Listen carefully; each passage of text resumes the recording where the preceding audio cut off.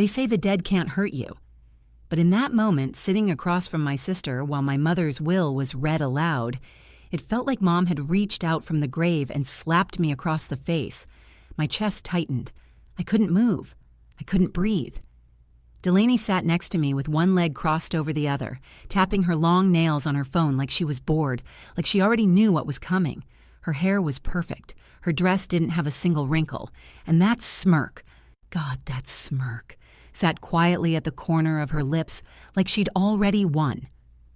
Across the room, Uncle Marshall opened a thick file, the pages of the will rustling louder than they should have. His office smelled like old paper and lemon polish. The sunlight through the blinds made lines across the carpet like prison bars. My palms were damp as I pressed them into my lap, trying to anchor myself, trying not to hope. But I had hoped. Deep down, I really believed Mom would have left something meaningful for me. Not the house, maybe, not both cars, but her engagement ring. The one she promised me when I was 16, when we sat in her garden talking about weddings and first loves. Uncle Marshall cleared his throat. Per the last will and testament of Evelyn Lane. My pulse quickened. My stomach turned cold. To my daughter, Delaney Reed, I leave the family home, both vehicles, and all personal heirlooms, including my engagement ring. The room went silent. I froze. It was like the words didn't make sense at first, like they were in another language. Then they hit, one by one, and with each word, something inside me cracked. I turned to look at Delaney. She didn't look surprised. Her eyes didn't even flicker. That smug little smile just deepened. I felt a knot rising in my throat. My nails dug into my palm until the skin stung. Uncle Marshall continued, "To my daughter, Harper Lane, I leave a monetary gift in the amount of..." That was all I heard. I couldn't focus on the number. It didn't matter. Nothing did in that moment. The walls were closing in around me. My mother was gone, and now she'd left me with nothing. No words, no heirloom, no goodbye. Delaney slowly stood, gathering the documents with the grace of someone who thought the world owed her everything. She stepped close, too close, and leaned in, her voice as smooth and sharp as glass. "She always said you weren't responsible enough, Harper. Guess she meant it." Her perfume hit me. Roses and vanilla, too sweet, too fake. I stared at the floor, jaw clenched, heart pounding in my ears. I didn't trust myself to speak. I was afraid if I opened my mouth, it would all come spilling out. Years of resentment, grief, confusion. And still, she walked out without a single glance back. Uncle Marshall muttered something about probate and formalities, but I wasn't listening. I couldn't. The chair beneath me felt a mile away. The air was thick, my lungs barely working. My mother, the woman I'd cared for in her final months, whose hand I held through chemo, whose eyes I closed when she passed, had erased me, or so it seemed. I left the office in a daze, the world outside too bright, too loud. That night, I sat alone in her room, surrounded by silence, grief pressing in from every corner. But then I noticed her old Bible on the nightstand. I picked it up, just looking for something that still smelled like her. And that's when everything changed. The house was still. Too still. I sat in Mom's bedroom, the same place where I held her hand while she slipped away just weeks ago. The soft ticking of the wall clock was the only sound in the room, each second echoing like a countdown I hadn't realized had started. My fingers ran over the edges of her comforter, sun-faded, still smelling faintly of lavender and something warmer, something... her. I didn't know what I was looking for, not really. Maybe a goodbye. Maybe proof that what happened in Uncle Marshall's office wasn't the full story. The words Delaney whispered still rang in my ears. She always said you weren't responsible enough. Was that true? Had Mom said that to her? Did she mean it? My throat tightened. I'd given up so much, my job, my apartment, the life I was building, to come back here and care for her. I didn't do it for a reward. But still, to be left with nothing? No keepsake, no letter, no parting words. I didn't know what hurt more, being excluded or the idea that maybe she had seen me as less. I stood up, suddenly needing to move, to do something. I opened her dresser drawers one by one. Socks, scarves, a collection of birthday cards she never threw away. Nothing unusual. The desk drawers were locked, as always. I didn't have the key. She kept it on a little chain around her neck, now buried with her. Then I saw it, the Bible. It had been there on her nightstand for as long as I could remember, leather-bound, cracked at the spine, a satin ribbon worn thin from use. She read from it every morning, marked verses with little hearts and handwritten notes in the margins. I pulled it gently into my lap. The pages were soft from age and thumbing. I flipped through, slowly at first, scanning verses I knew by heart. And then, something fell. A folded paper fluttered to the floor, tucked deep between the pages of Psalms. My heart leapt. I froze for a second, not daring to breathe. Then I picked it up. It wasn't just one sheet, it was a letter, handwritten in Mom's script, and a second official-looking document folded inside it. My hands began to shake as I unfolded the pages. At the top of the letter, in Mom's slanted handwriting, were the words, "If you're reading this, Harper, then something's gone wrong." I blinked hard, suddenly dizzy. Gone wrong? What did that mean? Her voice was in my head as I read the next line. I didn't trust Delaney to do the right thing. I left instructions with Marshall, but if this version of my will wasn't honored, then it means the wrong one was read. I covered my mouth with my hand. My chest felt like it might cave in. The second document, it was a new will, one that listed me as the primary beneficiary. The house, the ring, the personal items, all of it. She did remember me. She did see me.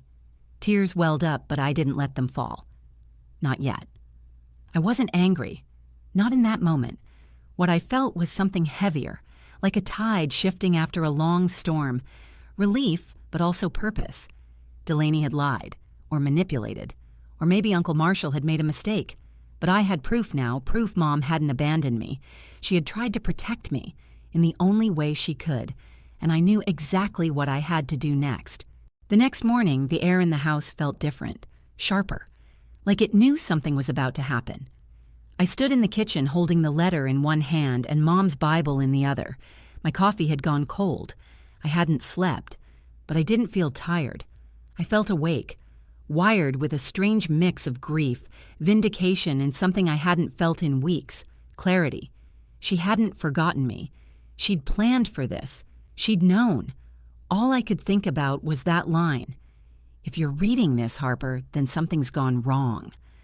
I stared at the updated will again, just to make sure I hadn't imagined it.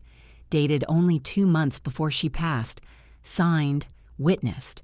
It was real. The house, the heirlooms, the engagement ring. She meant for them to come to me. She meant for her quiet daughter, the one who stayed behind, to have a piece of her legacy. So what happened? Had Delaney found a way to manipulate Uncle Marshall? Had he made a mistake? Or had he simply used the wrong version by accident? I didn't know, but I was done wondering. By mid-morning, I called Uncle Marshall's office. His assistant answered, polite but hesitant, as if she could hear something in my voice.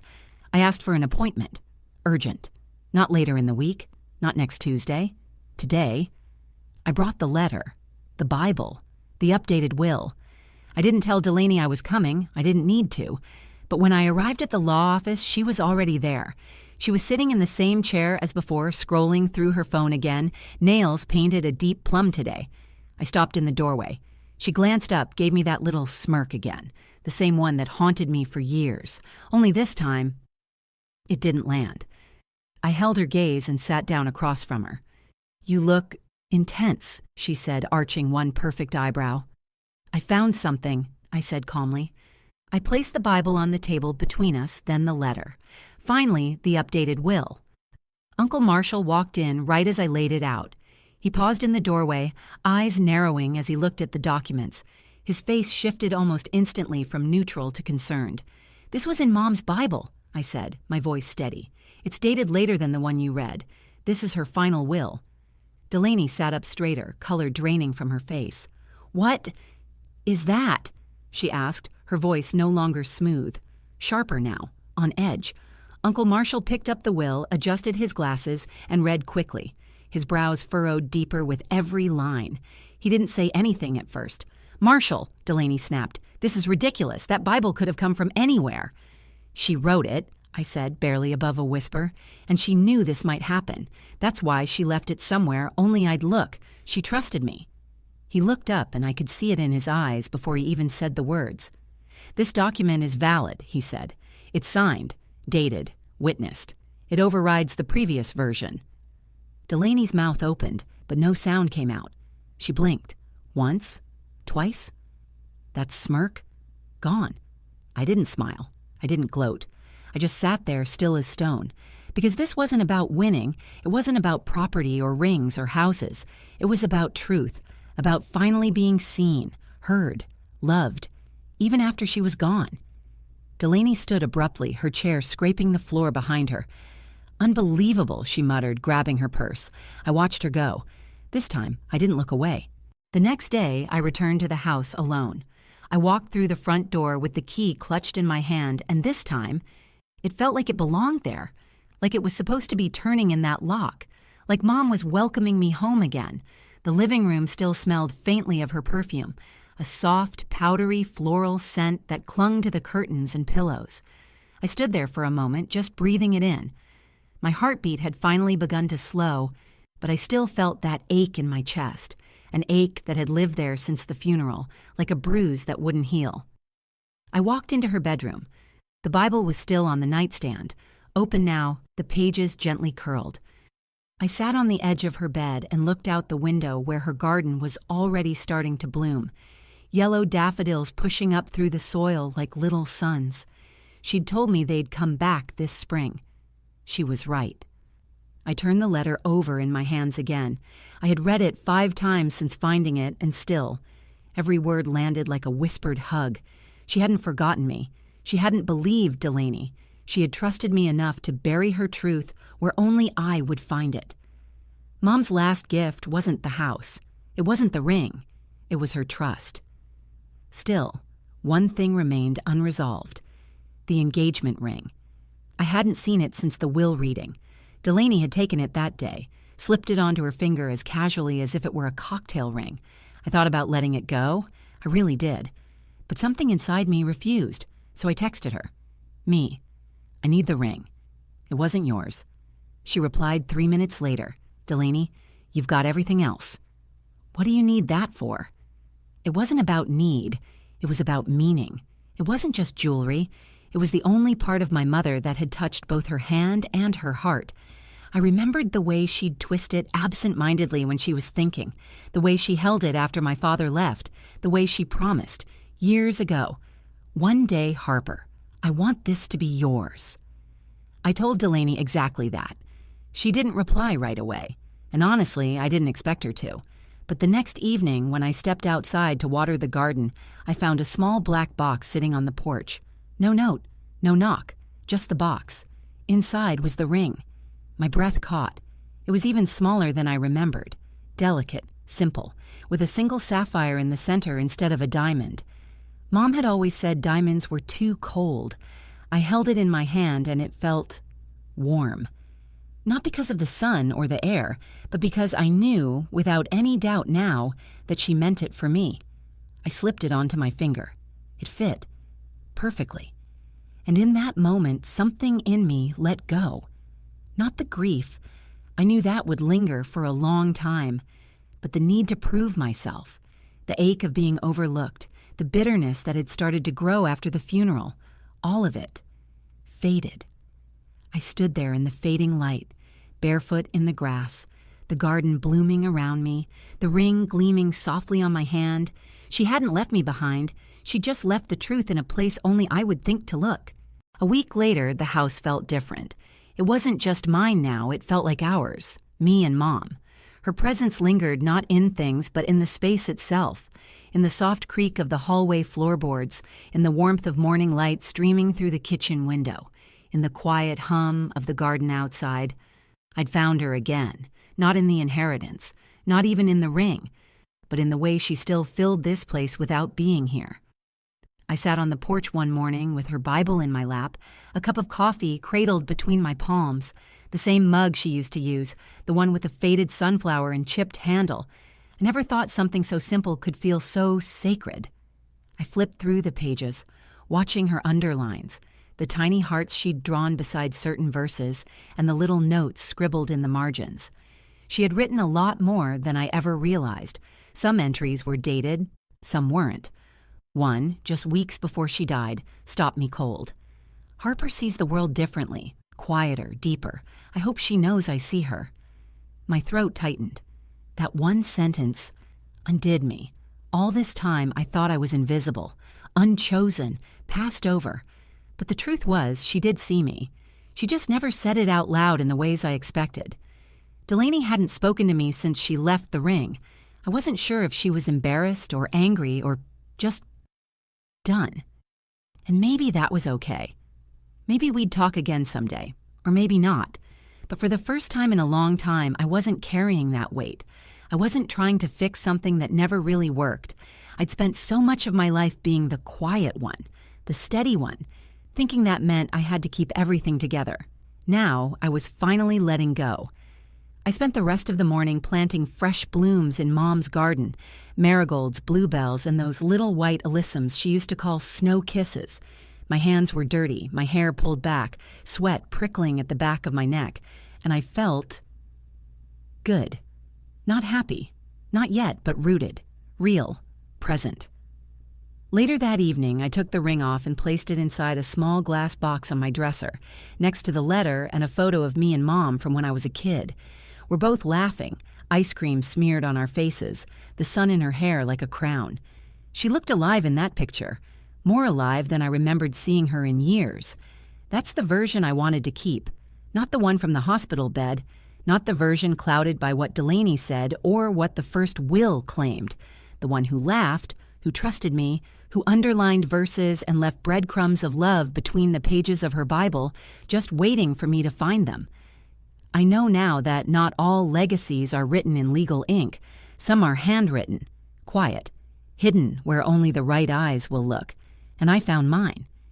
If you've ever felt overlooked, by family, by someone you gave your heart to, know this. Sometimes love doesn't show itself the way you expect, but that doesn't mean it wasn't there. Sometimes the ones who loved us most trusted us to find the truth, and when we do, everything changes. It's been 3 months since I found the letter, 3 months since I stood in that lawyer's office with my hands trembling and my voice steady for the first time, since Delaney left without saying a word, since I came home, placed the ring in that little glass box, and finally breathed like I hadn't in a year. Life didn't magically fix itself after that. The house is still too quiet some days. There are nights I lie awake wishing I could ask Mom just one more thing, wishing she'd written more, explained more, told me why she let so much go unsaid while she was here. But then again, maybe she knew I'd find what I needed. I've spent these past few weeks going through her things slowly. No rushing, no purging. Just one box at a time. Her handwriting is on everything. Sticky notes, envelopes tucked inside old cookbooks. She left little pieces of herself behind everywhere. Some sad, some sweet. One note just said, "Love is quiet when it's real." That one hit me hardest. I used to think love had to be loud, that if people cared, they'd show it clearly, loudly, publicly. But maybe some people, like Mom, loved in whispers, in meals cooked without asking, in midnight blankets draped over your shoulders, in a ring, promised softly, in a letter, hidden in the folds of scripture. I've stopped trying to understand Delaney. She never responded to my message after the ring showed up. No apology, no excuses. And honestly, I don't need one anymore. Maybe she truly believed what she said that day, or maybe she just couldn't stand not being the one in control. Either way, I'm done chasing peace with people who only offer chaos. Uncle Marshall called me last week. He apologized for the mix-up, said he'd updated his records and filed everything properly. He sounded relieved that I hadn't taken legal action. I told him I wasn't interested in lawsuits or public battles. Just the truth, and I found it. I've started journaling again, planting, reading, even cooking some of Mom's old recipes. The life I left behind to care for her. I'm slowly building something new in its place, a life that fits me now, one where I'm not just the quiet sister or the one who stayed behind. I'm just me. And you know what? That's enough. If you're still watching this, maybe you know what it's like to be overlooked. Maybe someone you loved left you with more questions than answers. Or maybe you've been made to feel like you weren't enough, not smart enough, not loud enough, not important enough. Let me say this to you. from someone who's lived in that shadow. You are not invisible. And just because someone couldn't love you the way you needed, doesn't mean you weren't worthy of love. Sometimes, the people who saw us the clearest were just too broken, or scared, or sick to show it out loud. But the love was there. And if you look hard enough, you might find it in the quiet places, between the pages of a Bible, tucked in the corner of a garden, or maybe in the parts of yourself you forgot were beautiful. Mom didn't leave me nothing. She left me everything that mattered. So if you've ever felt forgotten, if someone you loved made you feel like you were invisible, please know you're not alone. Sometimes the love we were searching for was always there, just hidden, waiting for us to find it in our own time, in our own way. If this story touched something in you, I'd love to hear your thoughts. Drop a comment below, whether it's your own story, a moment you related to, or just how this made you feel. And if you believe stories like this matter, real ones, full of heart and truth, please give the video a like. Share it with someone who needs to hear it, and don't forget to subscribe to the channel for more stories that remind us we're not alone. Thank you for listening. Truly, I'm Harper.